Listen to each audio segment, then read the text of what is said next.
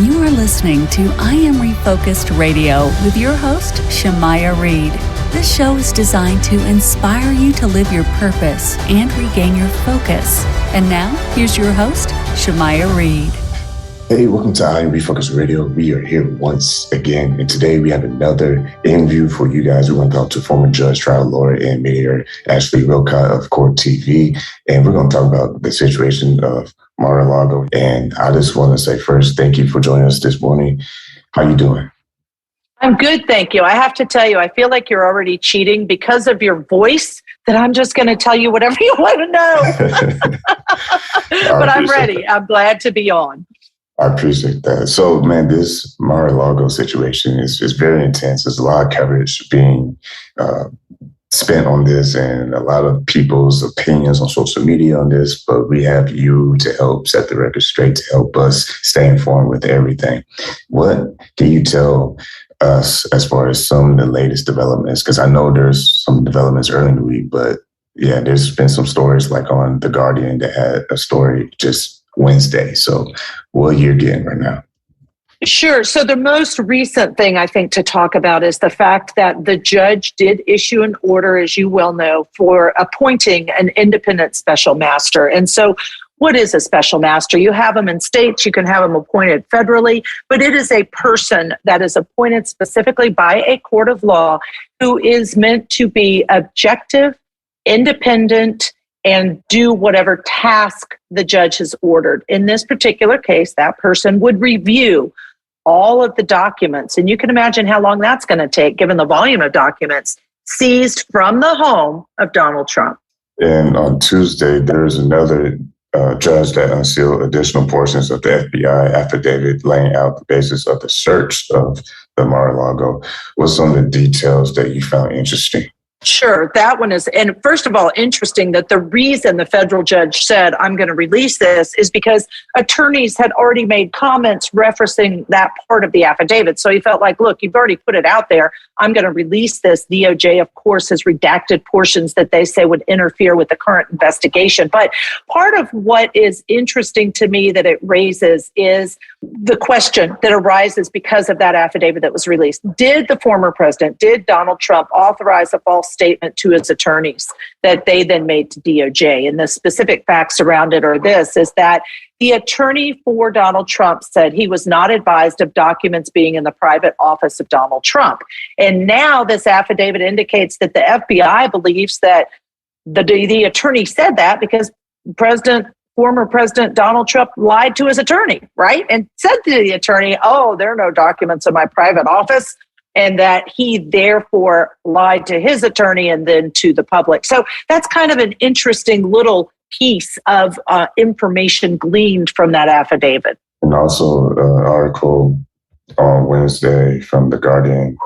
According to the new visible portions of the agent's affidavit, the FBI subpoenaed the footage on 24th of June, weeks after observing about 50 boxes of records in the storage room at the Mar-a-Lago. Their response was, because of those aspects of the grand jury's investigation have now been publicly revealed, there is no longer a reason to keep them sealed in the filings in this matter. Right, absolutely. Because, and that's the piece when information comes out, it can allow then the affidavit to come out. There is no reason to keep it sealed. There is no reason at that point. So it should be released. And I think part of this is not only the judge's decision, it's appropriate to now release it, but also the world we live in today, right? Because today's world demands transparency, believes we have a right to know. Don't you hide it from us. And so I think that also plays into some of what's happening in this case. Once again, we're talking to our special guest today, Willcott of Court TV, on the situation at the Mar-a-Lago. You know there's a lot of noise going on in social media. There's a lot of opinions. What some of the ways people who are trying to watch this case, as you are covering this case, and other people are covering this situation, I should say, what some things the audience can do to make sure they're getting clear-cut transparency on their information?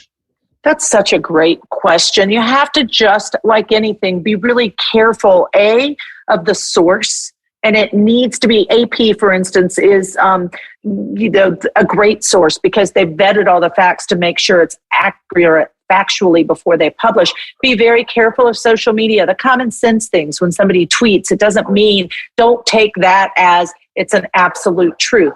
Rather, take it with a grain of salt, do your own investigation, look at the reliable sources to see whether or not it's true. But the other part of this is to keep in mind and really do a little bit of a deep dive on the legal system, because the politically motivated statements are often opinion. But if you look at our legal system and what can happen and does happen, what's in the affidavit that was released, for instance, the judge's order appointing an independent special master, those are the things that can give you the absolute, this is what's happening, not this is what people think about what's happening.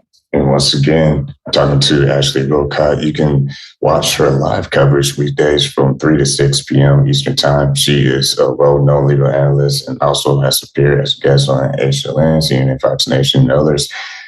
I'll let you have the closing statements. What are some of the details do you think might come forth in the near future? Or is this going to be, you just have to get your popcorn and see what happens next? Well, I think that you need to get your popcorn, see what happens next, because I think something definitively is going to happen next. I believe, my opinion, just my opinion, that there are absolutely documents that are of concern that shouldn't have been in there. I don't think it's going to be a, hey, look, here's the nuclear code and this is where it is and you could go type this in. But I think there's going to be the kind of information that is going to get emotions going. I think it's going to get worse before it gets better. And I think that's going to center around a belief that former President Donald Trump took things he shouldn't have, and a belief that it's information that scares the American public.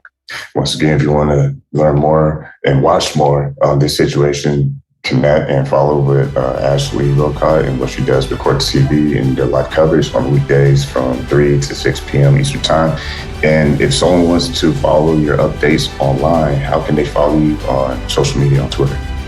Oh, yeah, Ashley Willcott at Court TV. Thank you.